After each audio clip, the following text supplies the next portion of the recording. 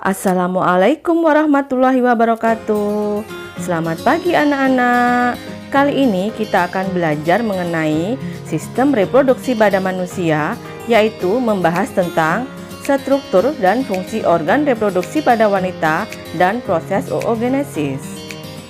Sebelum kita belajar, jangan lupa dukung terus channel ini ya dengan menekan tombol subscribe, lalu like videonya dan share kepada teman-teman kalian semuanya.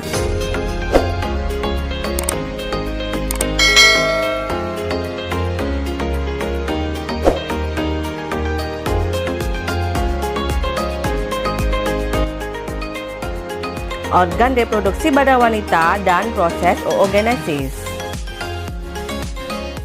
Organ reproduksi pada wanita dibagi menjadi dua, yaitu organ reproduksi luar dan organ reproduksi dalam.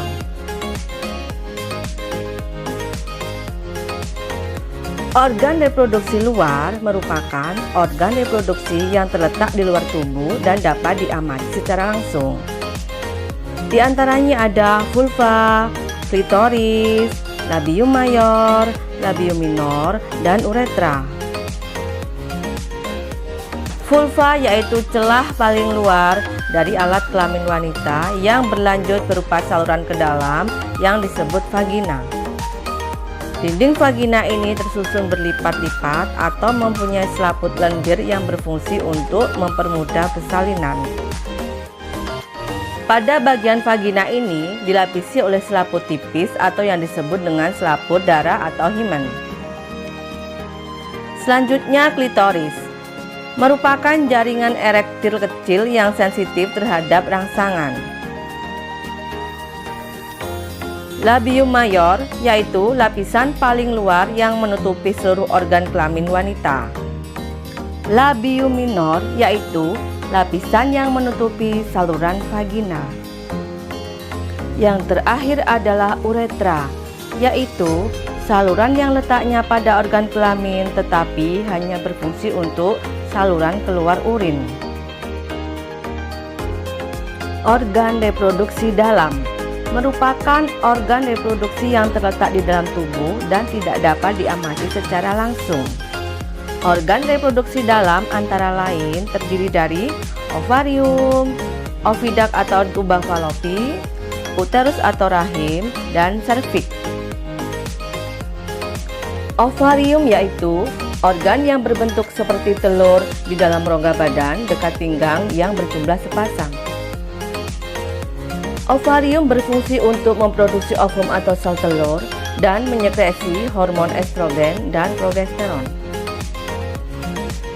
Di dalam ovarium terdapat kumpulan sel yang disebut folikel. Di dalam folikel inilah sel telur atau ovum berkembang. Sel-sel oosit atau calon sel telur berkembang sejak awal kehidupan seorang perempuan dan mencapai kematangan setelah pubertas. Dan folikel ini menghasilkan hormon perempuan yaitu hormon estrogen dan hormon progesteron. Ovidak atau tubang falopi atau saluran telur yaitu saluran yang menghubungkan antara ovarium dan uterus atau rahim. Saluran ini berjumlah sepasang kanan dan kiri.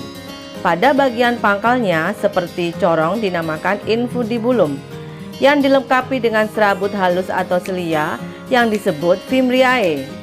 Fimbriae berfungsi menangkap sel telur yang telah matang yang lepas dari ovarium. Uterus atau rahim. Rahim wanita memiliki ukuran dimensi panjang sekitar 7 cm dan lebar sekitar 4-5 cm. Dengan ukuran ini, rahim mampu menampung bayi dengan panjang 45 cm dan berat mencapai 4 kg. Janin manusia akan menempel pada organ ini dengan ditopang oleh plasenta yang menyediakan kebutuhan oksigen dan nutrisi makanan bagi janin yang diambil dari ibunya. Rahim tersusun dari otot polos dan lapisan endometrium atau dinding rahim yang tersusun dari epitel dan menghasilkan banyak lendir serta pembuluh darah. Pada saat terjadi ovulasi, maka lapisan endometrium akan menebal. Namun ketika masa menstruasi, maka endometrium akan meluruh.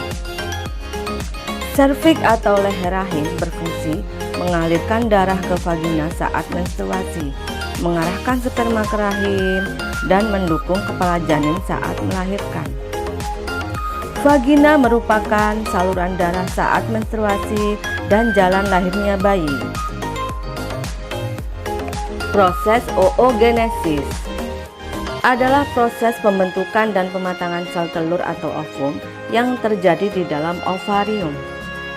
Proses oogenesis dimulai dari oogonium akan melakukan pembelahan mitosis secara terus-menerus menjadi oosit primer yang bersifat diploid. Oosit primer akan mengalami pembelahan meiosis tahap 1 membentuk satu oosit sekunder dan badan polar haploid atau polosit.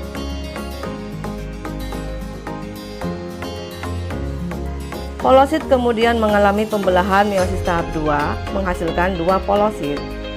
Oosit sekunder selanjutnya juga mengalami pembelahan meiosis tahap 2 bentuk satu ootit dan satu polosit.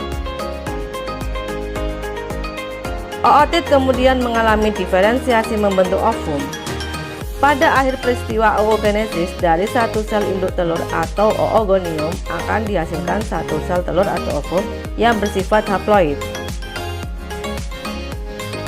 dan badan polar yang bersifat haploid. Namun yang dapat berfungsi hanya satu sel telur saja.